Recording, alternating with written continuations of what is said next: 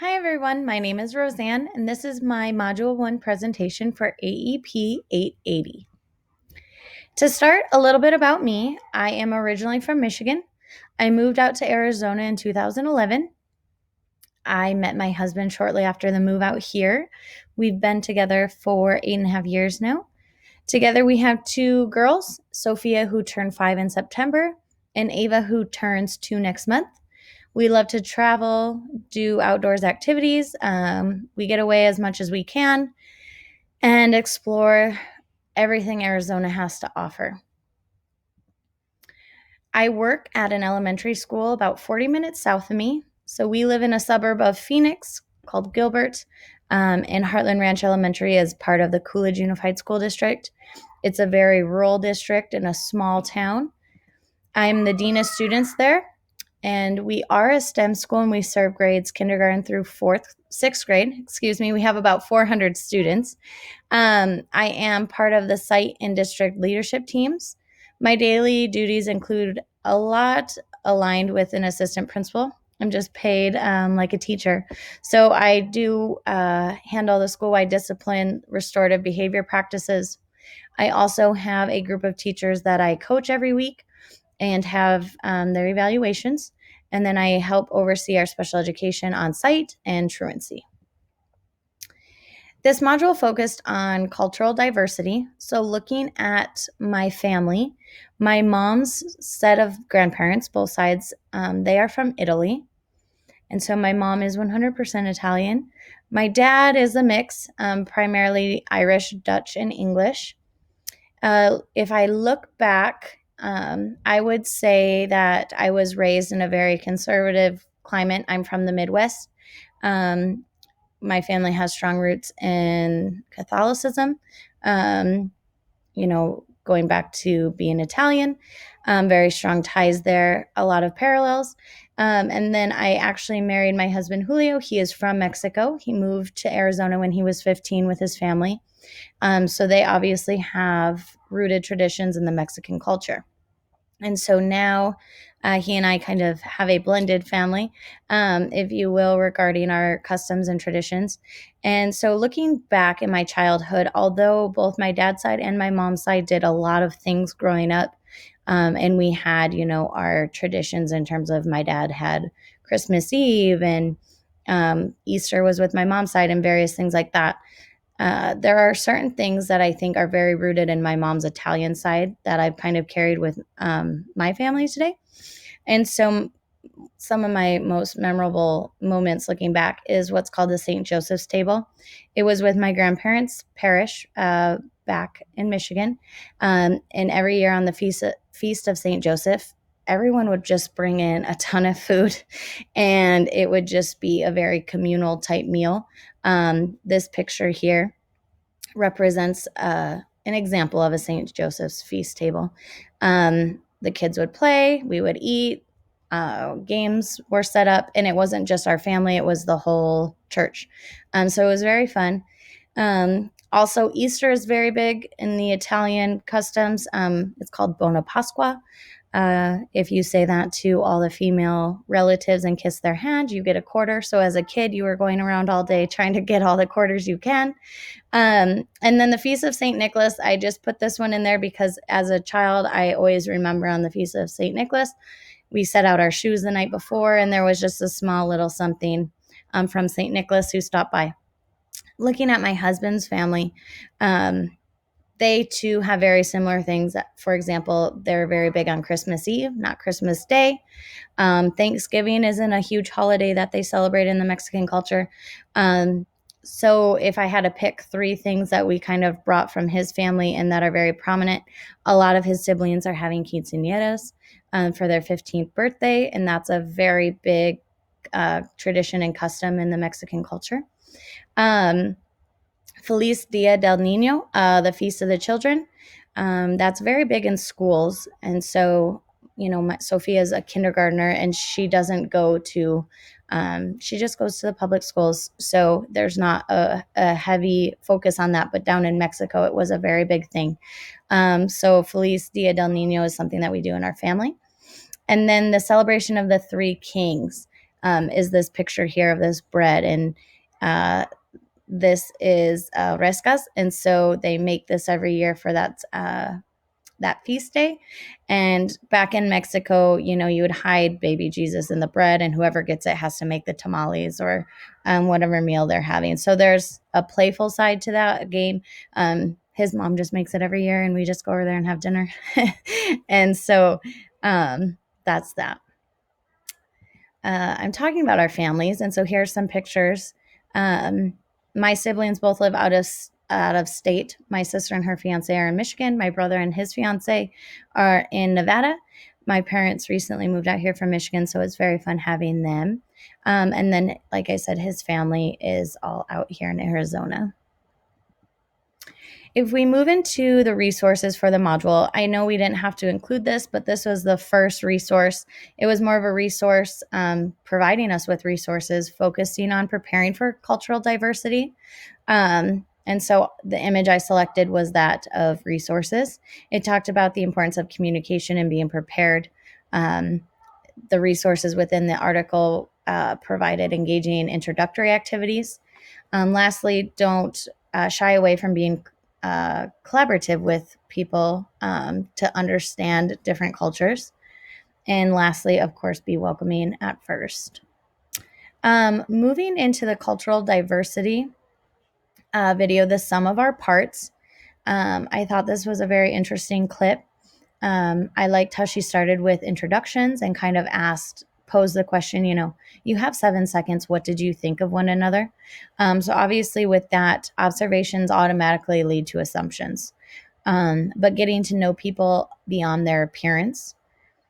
Visions and positions on diversity. We all have different positions on diversity.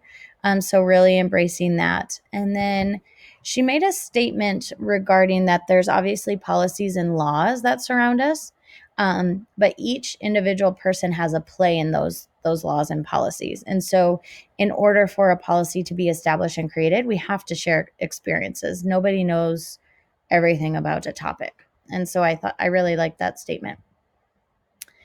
Looking into the next resource entitled It's Past Time to Appreciate Cultural Diversity. She was an adopted of Asian descent. She was adopted to a family that lived in Australia. And so she had a lot of insight, and she really focused on a couple of topics here. But she talked about the research and the stats regarding cultural diverse teams, that they're more innovative and effective. They're better at problem solving. And so the picture that I included on this slide here kind of represents that light bulb, that innovative piece. And I thought the birds kind of just represented like openness, open-mindedness. And then the second part of her clip really focused on gender equality. And although we've come a long way in that because we're educated, we have support groups, but there's something called the bamboo ceiling. In referencing that gender equality and the glass ceiling, the bamboo ceiling not only takes gender into toll, but also ethnicity. And so she referenced, Asian women and how they kind of are seen in the workforce, especially. And ultimately, there are strengths in all of our differences. The next resource, the challenges of cultural diversity. This was the fourth resource that I included. I included a brain because I felt the main idea in this video was that knowledge is power in this sense. And you have to be educated and you have to have knowledge in order to avoid prejudices. Assumptions influence behavior, and behavior can lead to discrimination and racism, and all of these negative connotations that we hear in society. And so there's a piece of insensitivity, but is it due to lack of knowledge? It can come across as insensitive, but many people just don't know. And so I think knowledge and seeking information and learning from one another was probably the biggest component I took away from this resource. So again, tying that to the brain. And this last piece that I included in the summary, that cultures could impact communication and decision making. I thought that was very interesting, and those weren't the only actions that different cultures can impact. Work ethic was talked about, but I think that statement is very interesting because the community I work in, although it's a very low socioeconomic community and it's a very conservative town and that kind of thing, well, in the past it has been. But the Indian reservation, the Gila River Indian Reservation, is right next to the town that I work in.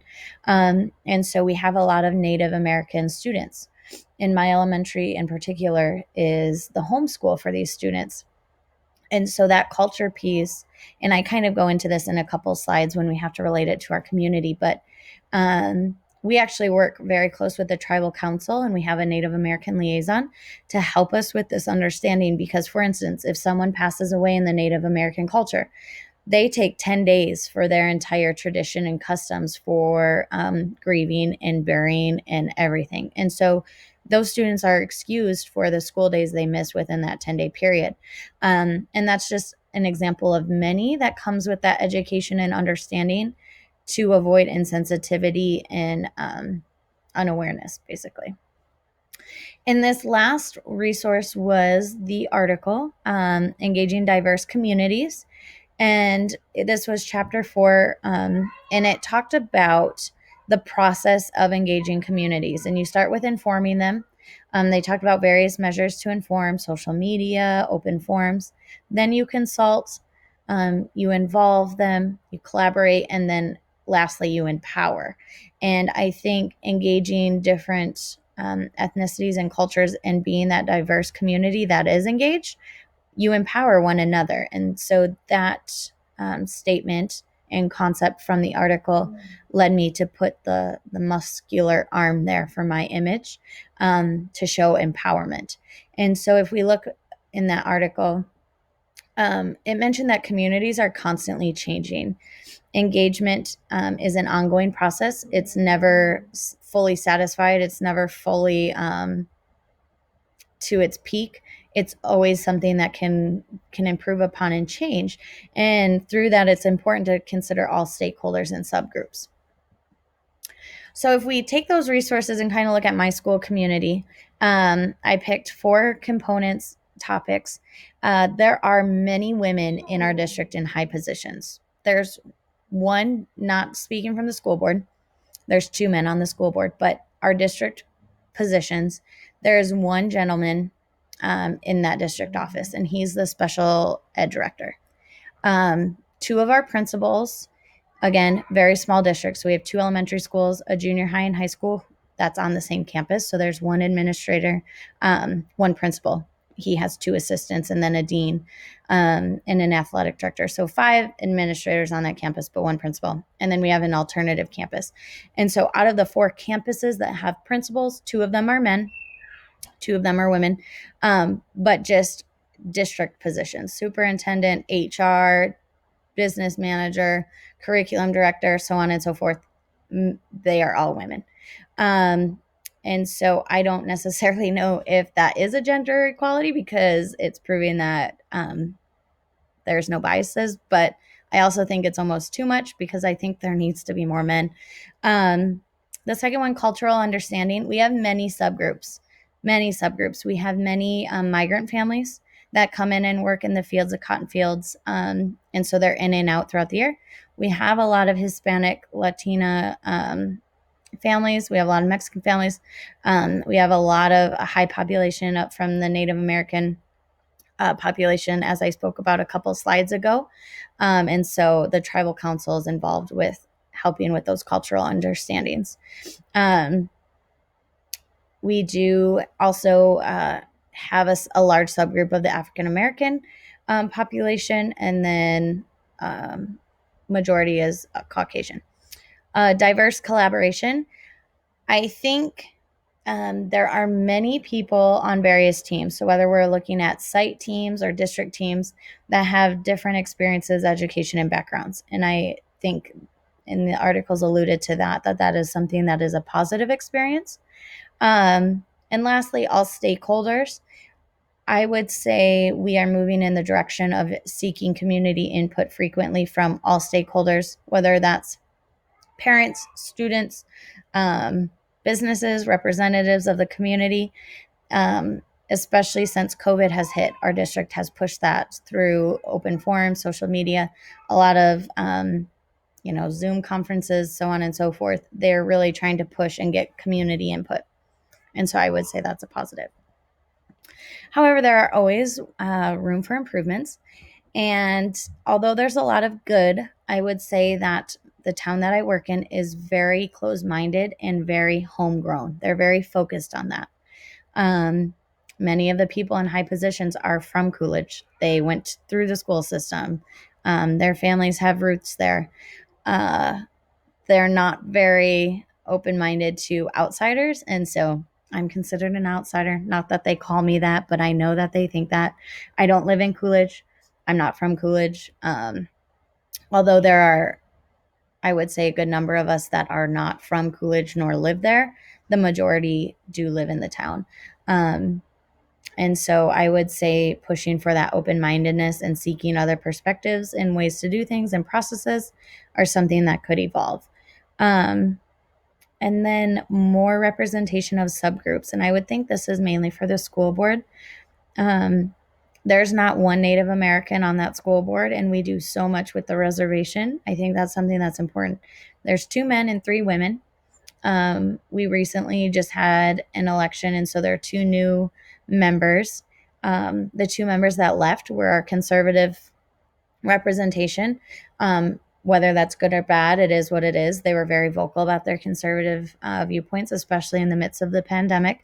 And so now looking at it, we have 5 very liberal, progressive mindsets on that school board. So it's going to be interesting how it kind of plays out. They recently have voted to stay remote with no date in sight. So that is just an example of maybe having different representation. And then lastly, here's my standard correlation for the module. And thank you very much for listening.